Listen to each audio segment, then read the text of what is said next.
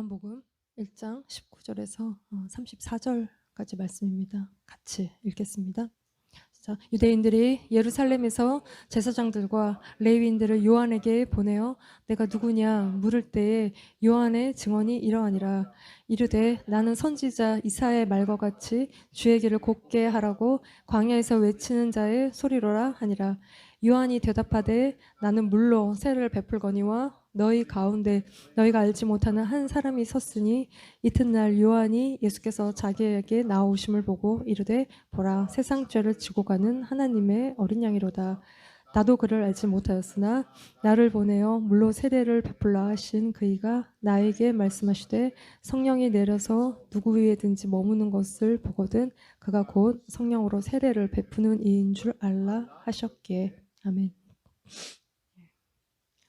예, 오늘은 예수님에 대해서 길이요 진리요 빛이신 로고스이신 말씀이 육신이 되어 우리 가운데 오신 그 예수님을 증거하는 사람들의 이야기예요. 그래서 이들은 다 예수님을 본 사람들이고 예수님을 만난 사람들이고 가장 중요한 증거자는 오늘 이 세례 요한이에요. 그래서 1장의 19절에서 34절까지 말씀이 세례 요한에 관한 말씀이고 35절부터 51절까지가 세례 요한의 제자였던 사도 요한, 안드레, 또 베드로, 빌립, 나다나엘 35절에서 51절까지 말씀인데 다음번에 오늘은 세례 요한, 존 더 베프티스트, 그러니까 세례 요한. 그러니까 이렇게 세례 요한이 굉장히 되게 중요하고 되게 독보적인 사람인데 이게 역사적으로도 굉장히 그 당시에 로마 당국의 신경을 굉장히 많이 이렇게 거스리고 또 성공적인 대중운동을 이끌고 로마의 그 이제 대항하는 반체제 운동을 이끌었다라고까지 보는 그 요세푸스라는 사람이 있어요. 역사가인데 유대인 역사학자. 이 사람에 대해서 여러 가지 의견들이 있는데 어쨌든 이렇게 이제 포로로 로마 편에서 역사를 서술하고 있는 그러나 1세기 역사를 굉장히 자세하게 기록하고 있기 때문에 굉장히 참고할 만한 게 많은 그래서 이 당시에 로마의 압제 속에서 여러 독립운동, 그러니까 저항운동 그래서 새로운 세상을 꿈꾸는 리더들이 막 일어나면서 이 메시아 대망 사상이 이렇게 막 이렇게 피크를 달했던 그때 이스라엘의 그 자기들을 해방해줄 왕을 굉장히 원하였던 그 피크를 이룰 때의 광야에서 한 외치는 세례 요한의 외침이 있었다는 것이죠. 낙타 털옷을 입고 가죽옷을 입고 메뚜기와 석청을 먹는 석청은 꿀이죠. 메뚜기, 고단백, 하이 프로틴 식사를 하시던 광야에서 외치던 세상과 완전히 단절이 된 굉장히 그 초 미니멀 라이프를 사셨던 그래서 광야에서 외치는 이 세례 요한이 신약과 구약의 중간기 한 400년 정도 되는 그때에 이게 여러 종파들이 생기고 바리새파, 사두개파 이런 것들이 막 생기는데 이때 쿰난 공동체라고 해서 에스네파 쪽에 이게 이제 이렇게 광야에서 살면서 말씀을 연구하고 그래서 사회사분 이런 게 나오는 그렇게 이제 세상과 단절돼서 굉장히 거룩하게 살면서 종말론적인 메시아가 오기를 기다렸던 이 공동체에서 세례요한이 자랐다. 요세프는 또 이렇게 보고 있어요. 그래서 이게 잘 모르겠지만 어쨌든 또 거기에 수장이었다. 이런 얘기도 있고 성경은 그가 태어나서 자라고 심령이 강해지고 이스라엘에 나타날 때까지 빈들에서 광야에서 살았다고 성경 기록하고 있고 이거에 대해서 그가 이제 마지막 나시린으로 술도 마시지 않고 포도주도 입에 대지 않고 그렇게 살았던 그래서 이렇게 성령의 충만함을 입고 회개하라 외칠 때 온 유대와 예루살렘에 사람들이 다 나와서 세례 요한에게 세례를 받았던 이렇게 신약과 구약과 신약 이 중간기를 이렇게 완전 찍고 나온 400년을 뚫고 나온 마지막 선지자가 이렇게 세례 요한인 것이죠. 그래서 구약에 예수님과 함께 오기로 예언이 되어 있는 그리고 여자가 낳은 자 중에 가장 크다라고 예수님 말씀하시는 이 세례 요한이 왜 예수님보다 먼저 오는 거야. 6개월 먼저 태어나셨고 예수님 앞에 오시는데 그러니까 제자는 예수님을 쫓는 예수님의 뒤를 쫓아 예수님을 증거하는 자인데 이 세례 요한은 제자는 아니지만 선지자로 예수님 앞에 오는데 이 세례 요한이 먼저 온 이유는 무엇인가 하면 같이 읽읍시다. 요한복음 1장 5절, 9절, 10절, 11절 시작. 빛이 어둠에 비추되 어둠이 깨닫지 못하더라. 참빛 곧 세상에 와서 각 사람에게 비추는 빛이 있었나니 그가 세상에 계셨으며 세상은 그로 말미암아 지은 바 되었으되 세상이 그를 알지 못하였고 자기 땅에 오매 자기 백성이 영접하지 아니하였으나. 예. 그러니까 자기 땅에 오매 자기 백성에 영접하지 않았다. 자기 땅, 뭐 이게 his own, 자기 백성 his own, 이렇게 번역이 돼서 그 소유, 그의 소유, 모든 만물이 그로 말만 지은 바된 세상의 모든 것이 예수 그리스도로 말미암은. 근데 그가 이 땅에 왔는데 알아보지도 못하고 영접하지도 못했다는 것이죠. 참 진리이시고 빛이고 로고스이신 예수께서 이 땅에 오셨는데 반응이 전혀 없다는 것이에요. 사람들이. 우리가 집에 누가 왔는데 아무 반응이 없는 것처럼, 무슨 말을 하는데 아무 반응이 없는 것처럼 세상에 예수님에서 아무런 반응이 없었다는 것이죠. 그거에 대해서 그 이유는 무엇이냐면 요한복음 3장 19, 20절 같이 읽읍시다. 그 정죄는 이것이니 곧 빛이 세상에 왔을 때 사람들이 자기의 행위가 악함으로 빛보다 어둠을 더 사랑한 것이니라. 악을 행하는 자마다 빛을 미워하여 빛으로 오지 아니하나니 이는 그 행위가 드러날까 하며. 예. 그 이유는 사람들이 자기가 행위가 악하고 빛보다 어둠을 더 사랑한다는 것이에요. 빛보다 어둠을 더 사랑하기 때문에 빛을 보고 반응하지 않는 것입니다. 죄 짓는 걸 더 좋아하고 거짓말하고 속이를 더 미워하기를 더 좋아하고, 그러면서 안 그런 척하고 우리의 속마음을 또 숨기고, 이게 뭔가를 숨기는 것이 우리의 어둠의 한 근본적인 모습인 것이죠. 이거는 어둠을 사랑한다라고 할 때 이거는 자기의 의지예요. 누가 시켜서 하는 것이 아니라 사랑하는 건 자기 의지인 것이죠. 그래서 육신이 너무 강해서 우리가 영적으로 너무 어둡고 영적인 이야기에 반응하지 않는 것이고 무슨 얘기인지 알아듣지도 못하는 것이고, 이 어둠이 깨닫지 못한다는 것은 어둠의 빛을 붙들지 못한다는 것이에요. 빛을 붙들지 못하기 때문에 하나님의 것에 대해서, 하나님의 말씀에 대해서 반응하지 못하고 세상적인 것에만 지극히 끊임없이 반응하는 것이에요. 이 어둠을 깨트리고 빛을 보고 빛을 깨닫게 하기 위해서 하나님은 하나님의 사람들을 보내신다는 것이에요.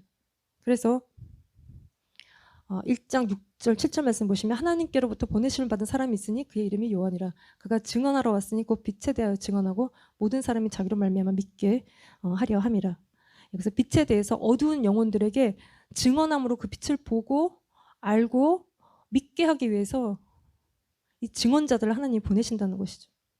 우리가 다 이렇게 우리의 어두운 영혼의 빛이 비췄던 것입니다. 내가 홀로 예수님 꿈꾸고 믿을 수도 있죠. 나 혼자 왠지 성경이 보고 싶어서 이따가 막 뭔가를 깨달을 수도 있지만, 대부분은 이거 우리가 이성이 굉장히 어두워져 있기 때문에 풀어주고 설명해주고 나에게 가르쳐주는 사람들이 다 있었다는 것이에요. 이게 이제 우리가 다 그렇게 주님께로 이끌려 온 것이고, 우리가 뭐 부모나 형제나 또 친구나 학교 선생님이나 뭐 거리의 전도자나 이 모든 사람들을 통해서 내가 어둠이었는데 빛으로 인도하심을 받아왔다는 것이에요. 그래서 빛보다 더 어둠을 사랑하는 영혼에게 회개하라 천국에 가까웠다고 외치는 것이, 회개할 때 어둠이 물러가는 것이고 그게 빛을 보는 상태인 것이에요.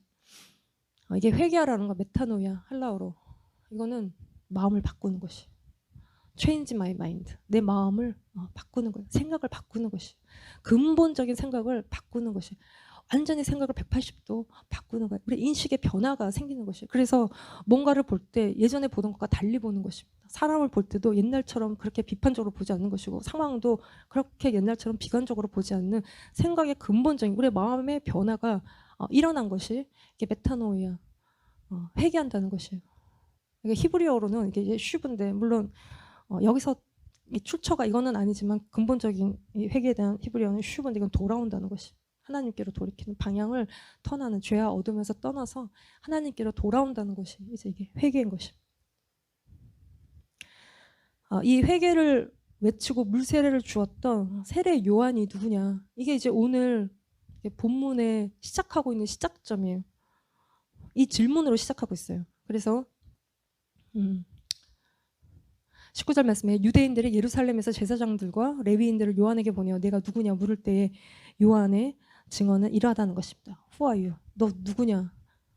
묻는 것이에요. 요한이 당시에 굉장히 유명했고 그의 가르침과 막 세례, 사람들이 막 주변에 몰려들 때 유대인들이 종교 지도자들을 보내서 한마디로 요한을 디스하는 거죠. 너 누구냐? 너 도대체 누군데 여기 와갖고 막 세례주고 너 어느 학교 출신이며 어느 교단이며 너 누가 보냈어 여기 와서 이러고 있는 거냐? 이렇게 묻는 거야. 너 후아이 누구냐는 거예요. 그때 20절, 21절 말씀 보시면 요한이 드러내어 말하고 숨기지 아니하니 드러내어 하는 말이 나는 그리스도가 아니라 한데 예, 그리스도, 메시아, 머사야, the anointed. 이게 이제 묻지도 않았는데 누구냐고 물었지 그리스도냐 이렇게 물은 건 아닌데 요한이 하는 이 대답은 당시에 요한을 향한 최대 오해인 거예요. 사람들이 쫙 몰리니까 요한에 대해서 야 메시아냐 뭐 이런 구설수에 오르는 이게 최대 요한을 향한 오해였다는 것이죠. 근데 나는 그리스도가 아니라라고 말하고 있는 것이.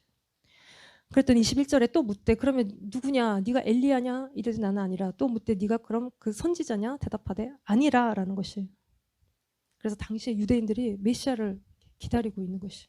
자기를 이 로마라는 그리고 계속 제국의 압제를 받았기 때문에 여기서 구원해줄 어떤 메시아, 찬란한 다윗의 왕조를 회복할 그 메시아를 이스라엘에서 다 기다리고 있는 것이. 근데 자기는 아니라는 것이죠. 그때 메시아를 기다리는데 메시아가 오기 전에 이렇게 불말 타고 올라갔던 엘리야가 다시 올 거라고 성경에 기록하기 때문에 그들이 믿고 있어요. 그래서 아직도 예수님을 모르는 유대인들은 엘리야가 먼저 올 거라고 믿고 있는 것이죠. 이거의 근거는 뭐냐면 같이 한번 읽어볼 거예요. 말라기 3장 1절 4절 5절 6절 말씀에 시작.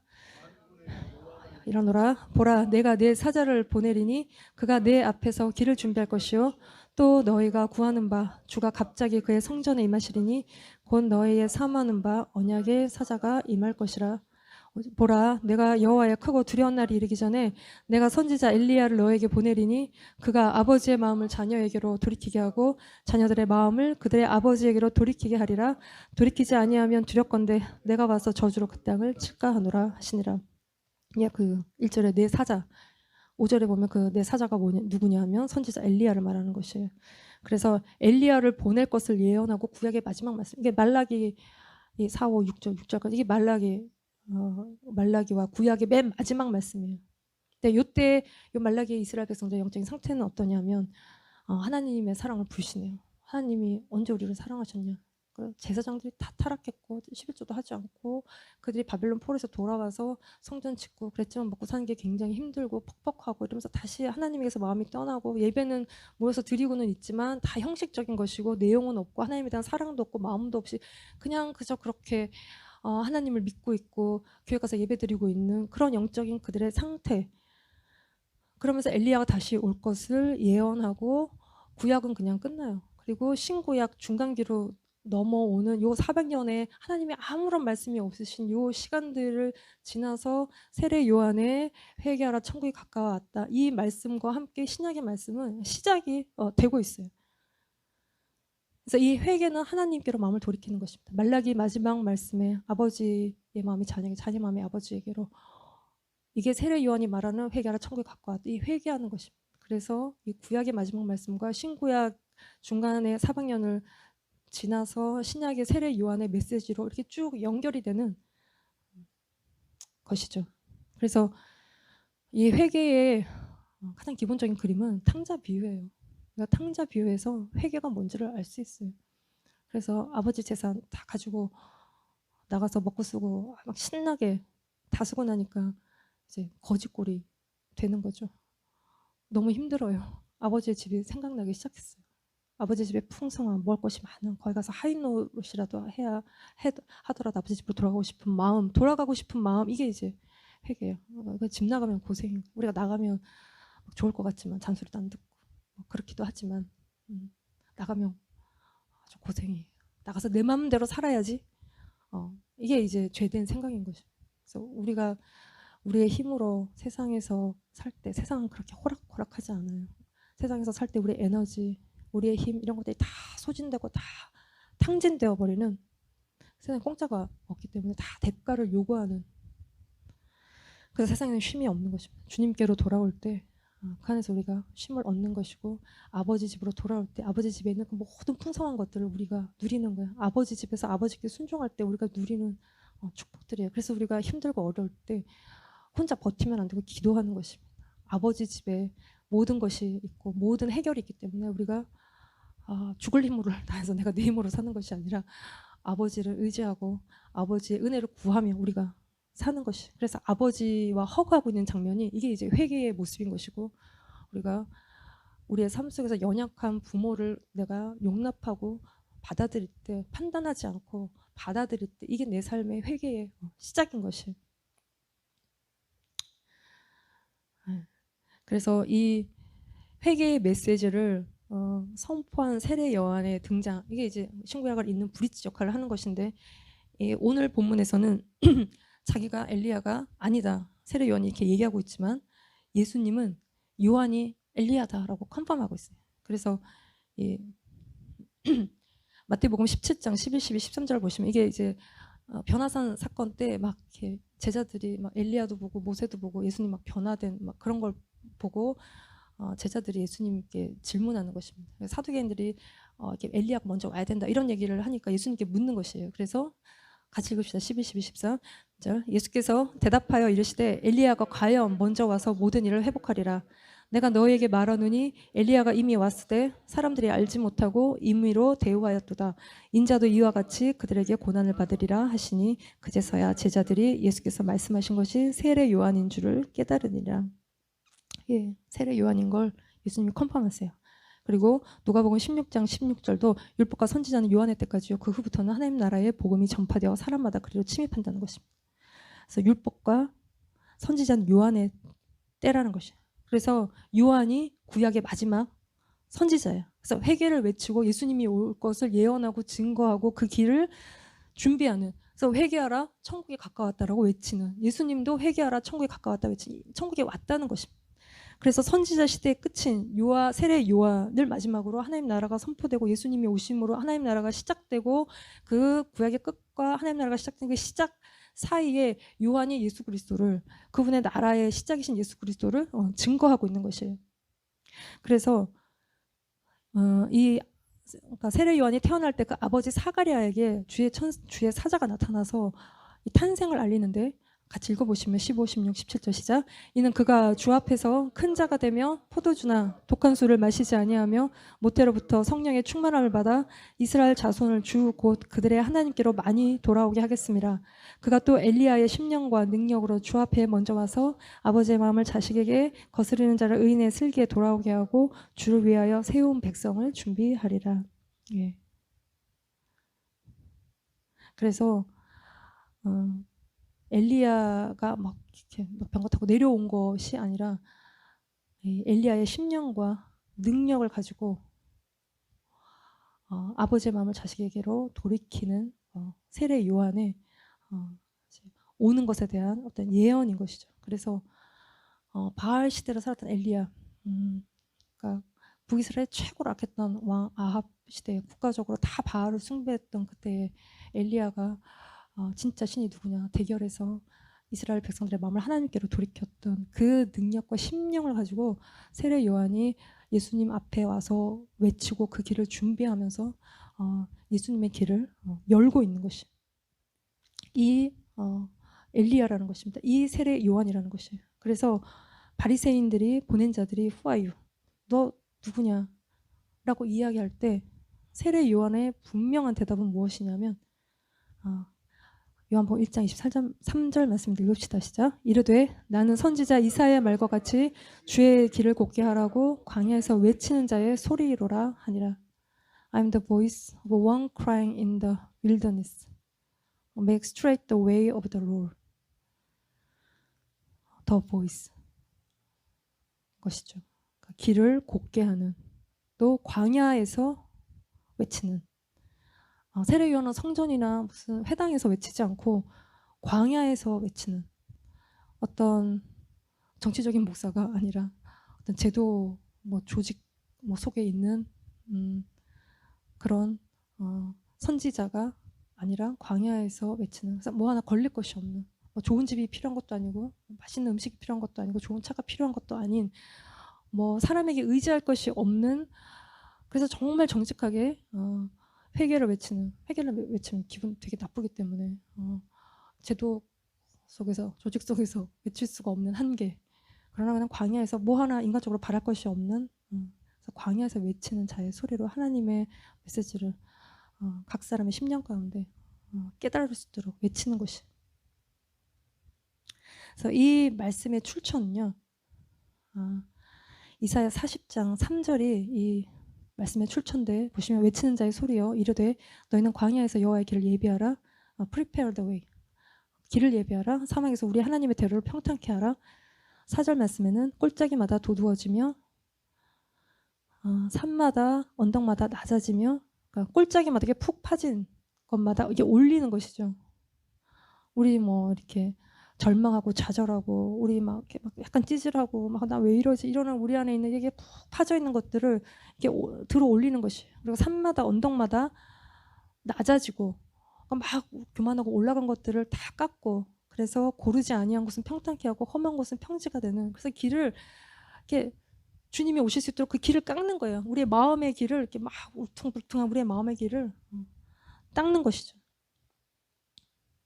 그래서 무엇을 외치냐 하면 6절 말씀에 말하는 자의 소리여 이르되 외치라. 대답하되 내가 무엇이라 외치리까 하니 이르되 모든 육체는 풀이요 그의 모든 아름다움은 들의 꽃과 같으니 푸른 마르고 꽃이 시듬은 여호와의 기운이 그 위에 불미라. 이 백성은 실로 풀이로다. 푸른 마르고 꽃은 시드나 우리 하나님의 말씀은 영원히 서리라 라는 것입니다. 그래서 7절에 푸른 마르고 꽃이 시들면 여호와의 기운이 그 위에 분다는 것이죠. 바람이 불면 말라요. 건조해요. 바람 부는 계절에 모든 것이 아주 건조해요. 여호와의 기운이 이것은 the spirit of the Lord. 이거는 성령이죠. 성령은 바람이에요.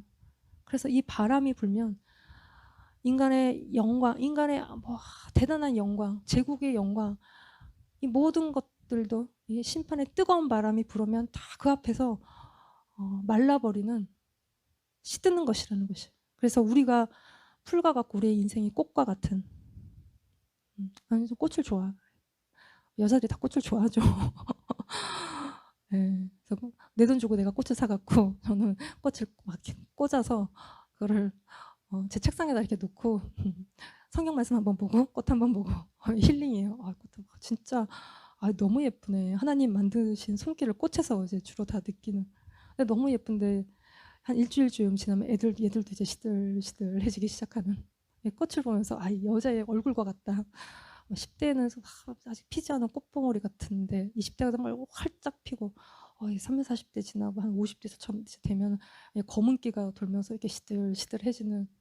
이게 다 지나가는 거구나. 세상에 굉장한 아름다움도 이렇게 다 지나가는 거구나. 외모도 우리가 외모에 집착이 굉장히 많은데 20대 때나 이쁘고 못생긴 게 구별이 가지만 50대 이제 넘어가면 다 평준화가 되죠. 다 거기서 거기에 비슷비슷하게 생겼어요. 늙었다라는 그 하나의 주제 아래 다 비슷비슷해지고 그냥 분위기로 우리가 승부하는. 세상의 것들은 그냥 다 지나간다. 들의 꽃과 같고 들의 풀과 같은 이 모든 인간의 영광은 지나간다. 요거를 아는 것이 회개예요. 이거를 내가 너무 구하고 있다는 것을 아는 것도 회개예요. 하나님의 말씀만 영원하고 주님만 영원하시구나. 이거를 아는 것이 회개한 심령의 영혼의 상태인 것입니다. 그래서 이것을 예비하는 막 올라가고 내려가는 우리 안에 못나고 잘나고 하는 우리의 모든 마음의 상태를 다 평탄케 해서 주님이 우리의 마음의 길로 들어오셔야 되는데 이래갖고 못 오시잖아요. 울퉁불퉁하셔서. 그래서 그 길을 곱게 하는 것은 회개를 외치는 세례 요한의 메시지인 것이. 그래서 세례 요한이 나는 소리다 라고 얘기하고 있는 거예요. 그러니까 요한의 정체성은 뭐예요? 소리예요. 소리.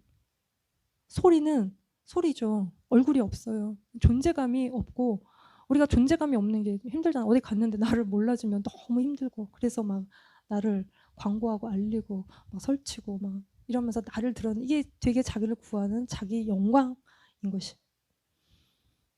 그래서 얼굴은 그러니까 이 소리는 얼굴이 없고 그저 자기의 소리를 내는 것입니다.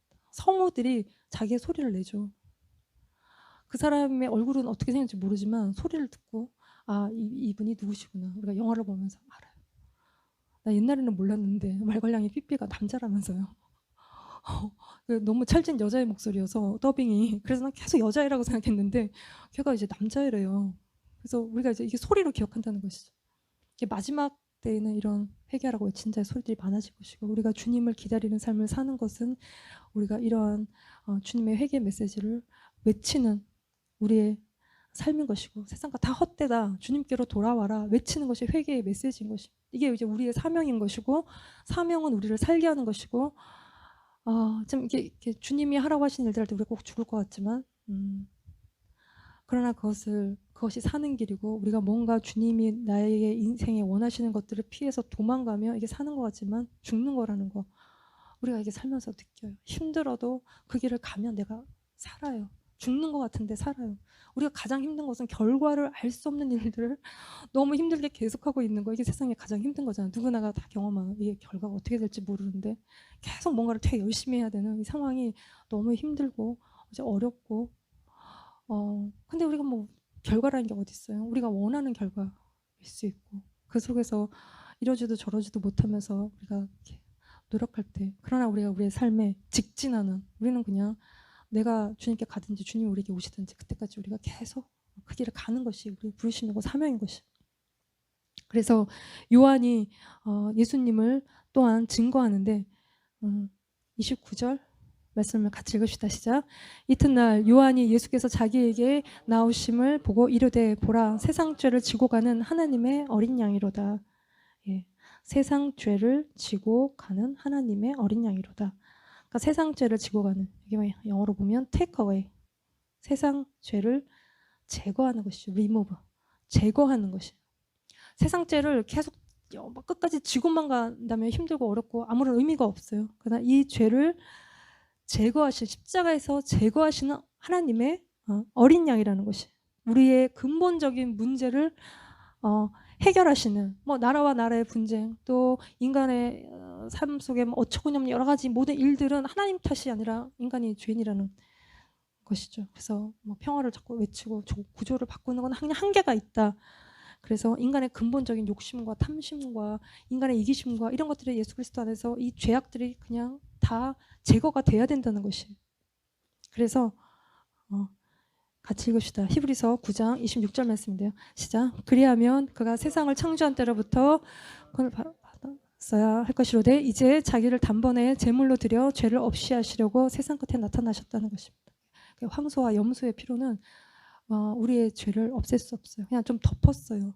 6월절 어린 양이 죽으면서 뭐 죄를 덮었어요. 그러나 이 모든 것들을 단번에 해결하실 어린 양이신, 하나님의 어린 양이신 예수님이 나타나는데, 그 예수님을 보라라고 하는 것입니다. 우리가 이걸 구약에서 계속 보았어요. 아담과 하와의 가죽옷에서도 봤고, 아벨의 희생 제사에서도 봤고, 아브라함이 드리는 그 이삭을 바치는 그때 준비된 어린 양에서도 봤고, 6월절 어린 양에서도 봤고, 다 봐온 그 하나님의 어린 양이 이제 그 실체가 나타났고, 성막에서 드렸던 그 희생 제물의 그 제사의 그 완성인 예수님이 나타났는데 이걸 보라는 것입니다.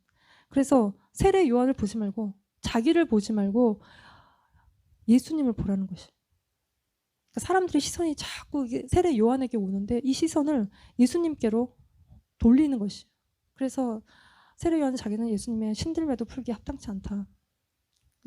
신들매, 로마 시대 우리 영화 보면 신발 바닥이 있고 여기에 끈을 이렇게 묶는 역할을 하인들이 했는데, 그것도 제일 낮은 하인이 이거를 하기도 자기는 감당치 못한다는 거예요. 근데 사실 세례 요한은 굉장한 인물이었어요. 당시에 굉장한 인물이었고, 아버지 사라가랴에게도 탄생을 알렸고, 구약에도 그 탄생이 기록이 되어 있고, 또 날 때부터 막 성령의 충만함을 받고, 뭐 그런 그 예수님보다 더 좋은 동네에서 사시고 잘하시고, 근데 그가 예수님을 보라는 것입니다.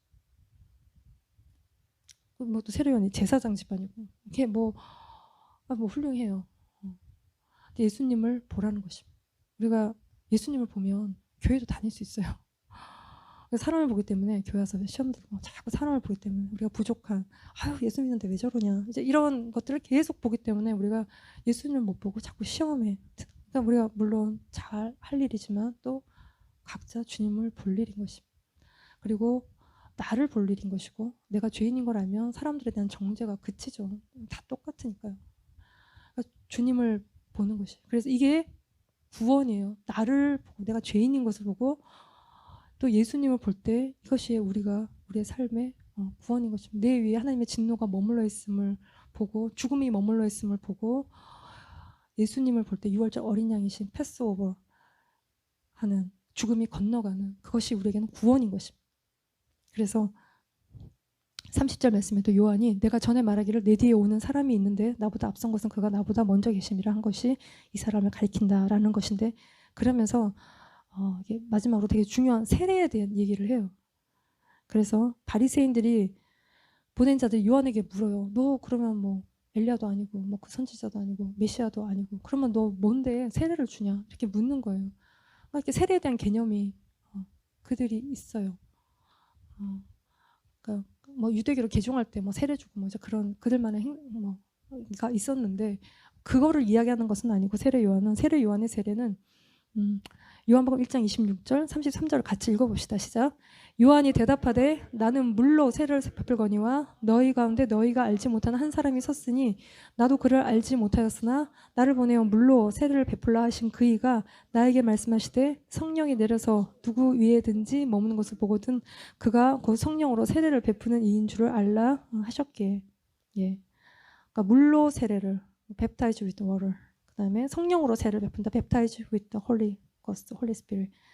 그러니까 요한의 세례는 물로 주는 물 세례이고 예수님이 주는 세례는 성령 세례인데 이게 마태복음 3장 1절 말씀 보시면 성령과 불로 세례를 준다고 되어 있어요.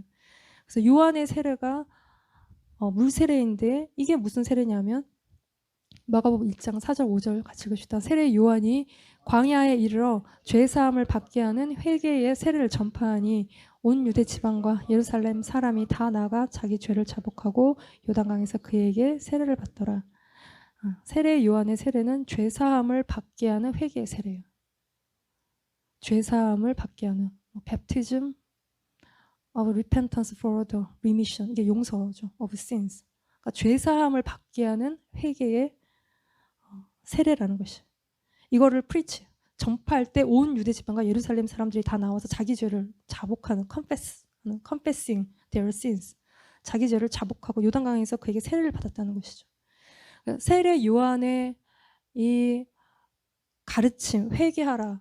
이 말씀이 굉장히 강력한 것이었어요. 그래서 바리새인과 사두개인들에게 이 외치는 마지막 때에 임한 진노를 너희가 피하겠느냐. 불로 합당한 열매를 맺지 않으면 불사라질 것에 대해서 강력한 메시지를 전할 때 마치 로마의 압제 속에서 막 마지막 때인 것처럼 살아가고 있는 이 이스라엘 백성들에게 그 회개 메시지가 다 찔림이 되어서 그들이 세례받기 위해서 또 그 죄를 자복하기 위해서 죄를 다 회개하기 위해서 그들이 다 나아왔다는 것입니다. 그래서 어제 오늘 뭐 일주일 전에 지은 모든 죄들을 나와서 다 회개하는 것이에요. 간음한 거, 막 거짓말한 거, 남 사기친 거, 누구 때린 거, 막 이런 것들을 다 회개하러 요단강가로 나아왔다는 것이죠. 그래서 우리가 너무 돈을 사랑하면 막 돈 때문에 막 염려하고 또 자식을 또 너무 사랑하고 그러면 자식 때문에 막 염려하고 자식 때문에 염려하죠. 그래서 기도하고 그거는 괜찮은데 그걸 더 넘어서서 내가 무슨 자식 문제가 생기면 막 내 안에 지진이 난 것처럼 요동하는 거 이거는 믿음이 없는 건데요. 회개가 덜 된 것입니다.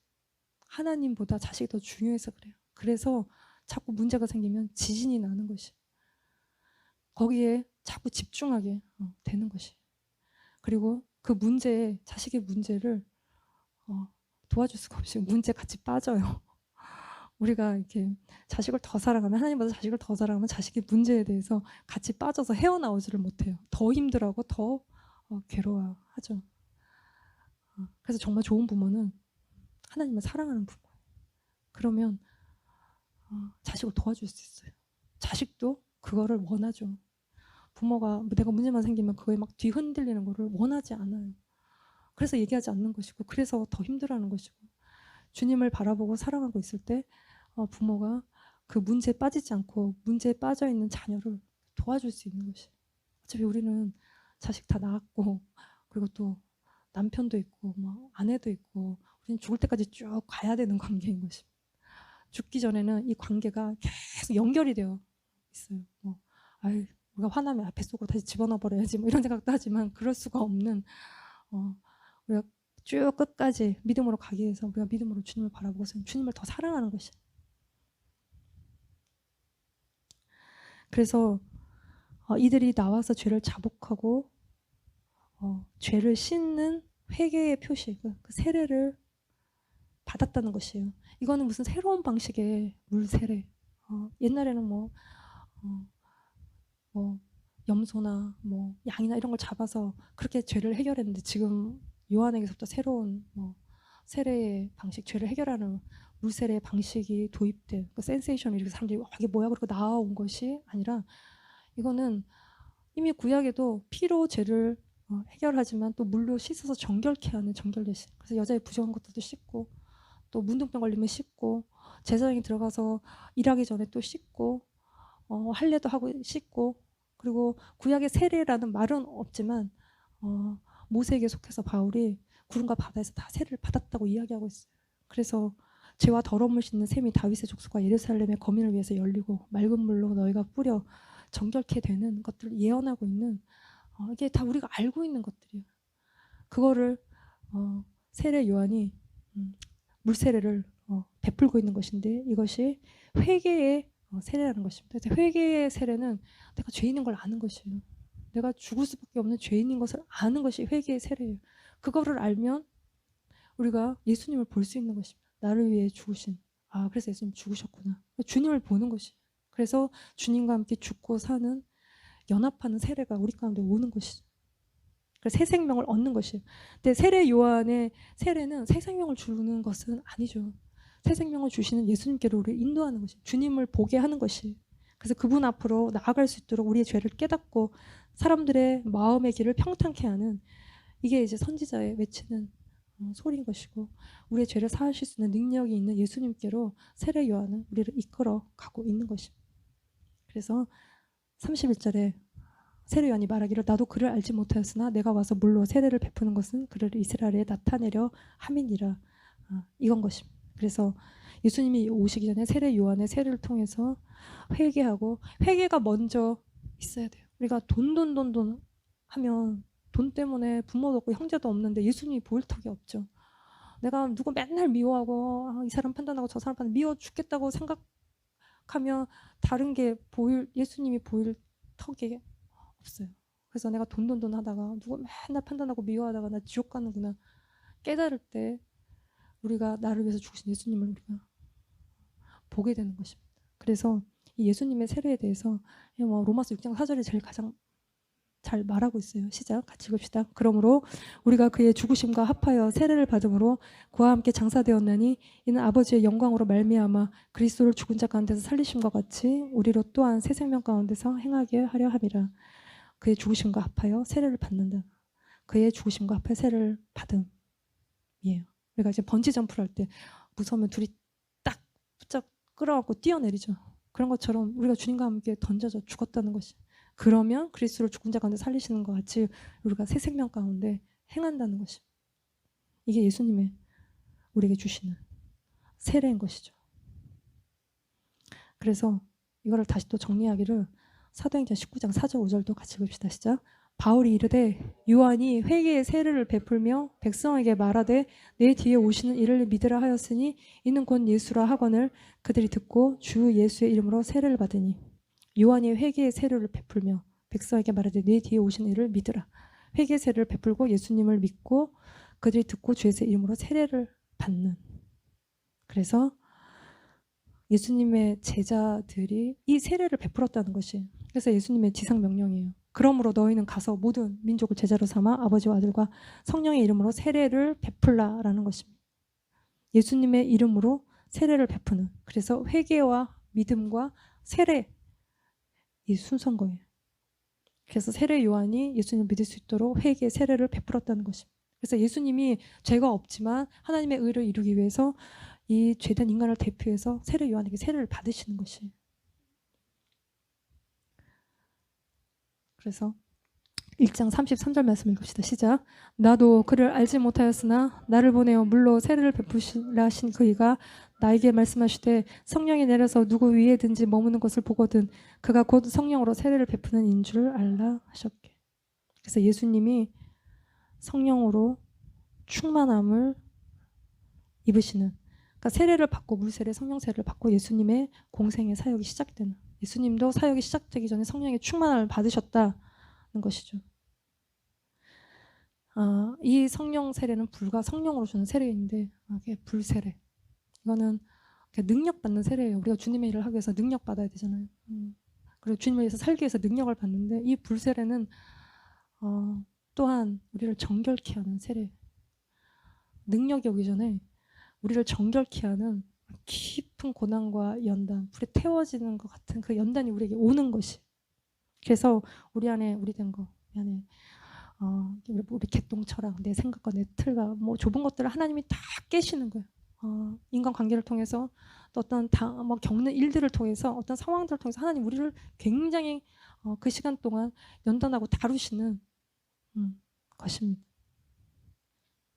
그때 우리가 이게 뭐냐 하면 안 되고 깊이 있게 회개를, 더 예전과 비교가 되지 않는 더 깊은 회개, 내 말에 내 모양에 흘러 나오는 모든 것들까지 다 깊이 회개하러 나갈 때 내가 이 모든 시간들을 견디고 이기면서 하나님 안에서 강건해지는, 요동치 않는, 우리가 이렇게 어떤 상황들이 생기면 요동하잖아요. 하나님의 나를 다루시는 꼭 불길 속에 있는 것 같은 고통스러운 시간들을 통해서 내가 정말 요동치 않는 강건함을 잇는, 우리가 이 시간들을 다 지나갈 때 우리에게 능력이 오는 것이죠. 능력이 그냥 오지 않아요. 그냥 이렇게 쉽게 오지 않아요. 우리가 다루심을 받을 때 빼앗기지 않는 강력한 능력이 주님으로부터 이길 수 있는 능력을 오는 것입니다. 그럴 때 우리가 세례 요한처럼 광야에서 외치는 자의 소리로 아무것도 구하지 않고 주님을 위해서 사는, 그냥 소리로만 살아도 너무너무 기쁘고 영광스러운 삶을 우리가 살게 되는 것입니다. 마지막 때 외치는 자의 소리로 우리가 회개하고 주님을 믿고 성령으로 세례를 받고 성령으로 충만해서 주님을 위해 사는 저와 여러분이 되시기를 기도합니다. 기도하시겠습니다. 하나님 아버지, 우리에게 참 놀라운 은혜를 베풀어 주셔서 우리가 세상 가운데 얼마나 절망하고 낭망하고 참 소망이 없고 얼마나 정말 불쌍한 죄인인지를 깨닫게 하셔서 정말 우리 어린 양 되신 주님을 바라보고 또 주님을 믿고 주님께로 돌아와 주님을 위해 사는 저희들 되게 하여 주시옵소서. 주님, 우리가 주님을 바라봅니다. 우리를 바라보지 않고 주님만을 바라봅니다. 저희에게 오셔서 은혜 주시고 저희를 성령으로 충만케 하셔 우리가 온전히 모든 상황 속에서 견디고 이길 수 있는 힘을 주시고 주님, 정말 주님 주시는 능력으로 주님을 위해서 사는 저희들 될 수 있도록 주님 저희와 함께하여 주시옵소서. 저희를 사랑하시는 주님을 찬양합니다. 예수님의 이름으로 감사하며 기도드렸습니다. 아멘.